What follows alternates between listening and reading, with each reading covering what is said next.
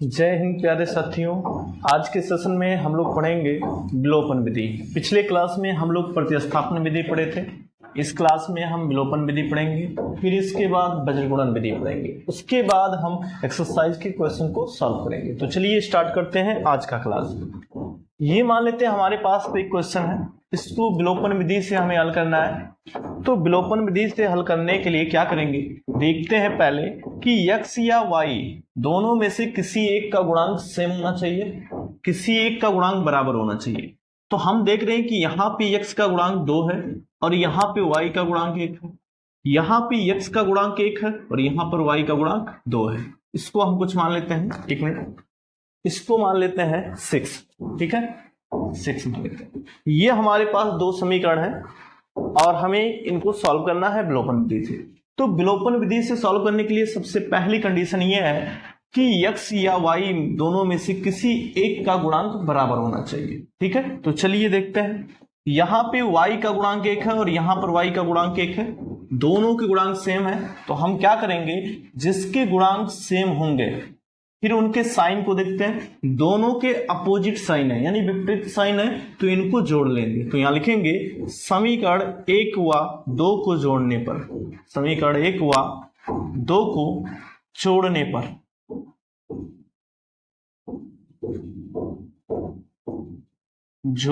पर ठीक है। तो चलिए जोड़ते हैं। देखिए यहां पे इसको हम नीचे ऊपर लिख लेते हैं एक बार। 2x प्लस वाई बराबर 4 और यहां से x माइनस वाई बराबर 6। अब इनको जोड़ लेते हैं। तो जोड़ेंगे तो 2x और x मिलकर 3x हो जाएगा और यहां पर जब जोड़ेंगे तो ये दोनों कैंसिल हो जाएंगे और ये हो जाएगा 6 4 10 हो जाएगा। ठीक है, 3 से इधर गुणा है, इधर भाग हो जाएगा, तो x बराबर हो जाएगा 10/3।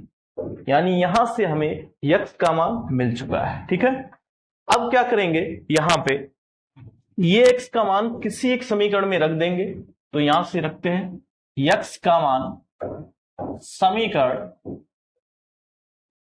2 में रखने पर, समीकरण 2 में रखने पर, 2 में रखने पर। तो जब यहां से x का मान रखेंगे यहां पर तो 10/3 हो जाएगा और यहां पे माइनस y का मान हमें निकालना है, तो y रख दीजिए बराबर 6।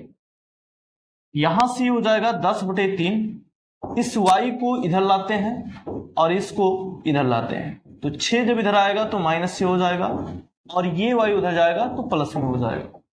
अब यहां से क्या करते हैं, यहां पे देखिए 1 लिख सकते हैं। 3 और 1 का लासा लेंगे तो 3 हो जाएगा। 3 से 3 में भाग करेंगे तो 1 आएगा और 1 का 10 से गुणा करेंगे तो 10 आएगा, माइनस फिर 1 से 3 में भाग करेंगे 3 आएगा, 3 का 6 में गुणा करेंगे तो 3 छक 18 और बराबर हो जाएगा y। 18 से 10 घटा तो ये माइनस बचा 8 और यहां से बराबर y। तो यहां से हमें मिला क्या, y का मान -8/3 और x का मान हमें मिला 10/3। तो यही हमारा आंसर है। यानी इस प्रकार हम विलोपन विधि को सॉल्व करते हैं। विलोपन विधि में इस प्रकार सॉल्व किया जाता है। बात क्लियर?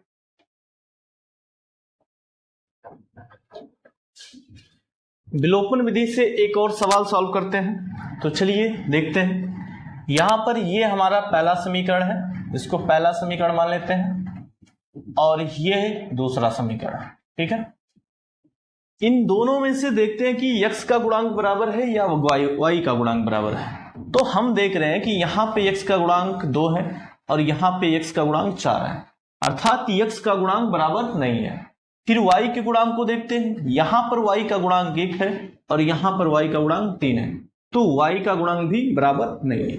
तो जब x और y के गुणांक बराबर ना हो तो हम उनके गुणांकों को सेम करते हैं। यानी दोनों में से, यानी x और y दोनों में से किसी एक का गुणांक हमें सेम करना है। ठीक है, तो यहां से देखते हैं, अगर हम इस समीकरण में पहले वाले में 2 से गुणा कर दें तो ये समीकरण बन जाएगा 4x + 2y। तो 4x जैसे बनेगा तो यहां पे x का गुणांक बराबर हो जाएगा। तो हम लिखेंगे समीकरण 1 में 2 से गुणा करने पर, 2 से गुणा करने पर, गुणा करने पर गुणा कर दीजिए तो ये हो जाएगा 2 दूना 4x प्लस 2y और 2 छक 12। एक बात याद रखना है कि जब भी हम किसी समीकरण में किसी संख्या से गुणा करेंगे तो समीकरण के बाएं पक्ष और दाएं पक्ष के सभी पदों में गुणा किया जाएगा, ठीक है। और ये जो हमारा समीकरण पहले से था तो इसको नोट कर लेते हैं। 4x माइनस 3y बराबर ये हो जाएगा। तो यहां से यह हमारा दूसरा समीकरण है और पहले समीकरण में 2 से गुणा किया गया है तो ये बना है और इसको मान लेते हैं तीसरा समीकरण। क्या मान लेते हैं? तीसरा समीकरण, ठीक। तीसरे समीकरण और दूसरे समीकरण को अब क्या करते हैं? जोड़ देते हैं। सॉरी, जोड़ेंगे नहीं, घटाएंगे। क्यों? क्योंकि यहां देखिए दोनों के साइन प्लस प्लस है तो जोड़ेंगे तो ये कैंसिल होगा नहीं। कुल मिला के हमें इतना याद रखना है कि x या y में से, ठीक है, किसी एक को गायब करना है। तो यहां पे अगर हम जोड़ेंगे तो कभी भी ना तो y कैंसिल होगा ना तो x कैंसिल होगा, तो हम घटा लेते हैं। तो यहां से घटाएंगे, घटाने में चिन्ह चेंज हो जाता है, ठीक है। ये बात समझ में आ रही है? जैसे ये घटाएंगे 4x से 4x कैंसिल हो जाएगा और यहां प्लस 3 2 5 y हो जाएगा और यहां से देखिए 12 से 2 घटेगा तो कितना आएगा? -10, सॉरी +10 आएगा, ठीक है। 5 से इधर गुणा इधर भाग कर दीजिए तो y बराबर हो जाएगा 10/5 और यहां से y बराबर मिला हमें 2। ये y का मान मिल गया हमें, ठीक है। यानी y का मान हमें मिल चुका है। चलिए आगे देखते हैं। ये y का मान क्या करेंगे, ठीक है, या तो समीकरण 2 या तो समीकरण 3 में रख दीजिए, ठीक है। आप एक में भी रखेंगे तो आंसर आपका आएगा, कोई दिक्कत नहीं है, ठीक है। तो हम क्या करते हैं? y का मान समीकरण 2 में रख देते हैं। तो चलिए रखते हैं। y का मान समीकरण 2 में रखने पर, 2 में रखने पर रखिए तो यहां से 2 समीकरण यही है। तो 4x का मान हमें निकालना है -3 गुणा 2 और बराबर ये हो जाएगा 2। इधर हो जाएगा 4x, 3 दूना ये हो जाएगा -6 बराबर 2। ये -6 उधर जाके जुड़ जाएगा तो ये हो जाएगा 4x और ये प्लस बन जाएगा तो 6 2 8 हो जाएगा। तो x बराबर हो जाएगा 4 से इधर गुणा है, इधर क्या हो जाएगा? भाग हो जाएगा। तो ये हो जाएगा x बराबर 4 दूना 8। तो यहां से हमें कितना मिला? x बराबर 2 मिला, ठीक है। तो x बराबर 2 मिला। तो इस प्रकार हमें x और y का मान मिल चुका है। तो यहां लिख सकते हैं अतः समीकरण का हल जो है वो कितना है? वो 2,2 होगा, ठीक है। यानी x का मान 2 हो जाएगा और y का मान कितना होगा? y का मान भी 2 हो जाएगा। तो इस प्रकार हम विलोपन विधि में समीकरण को हल करते हैं, ठीक है। विलोपन का मतलब होता है गायब कर देना, ठीक है। तो इसमें से किसी एक चर संख्या को पहले गायब कर लेते हैं और दूसरे का मान निकाल लेते हैं।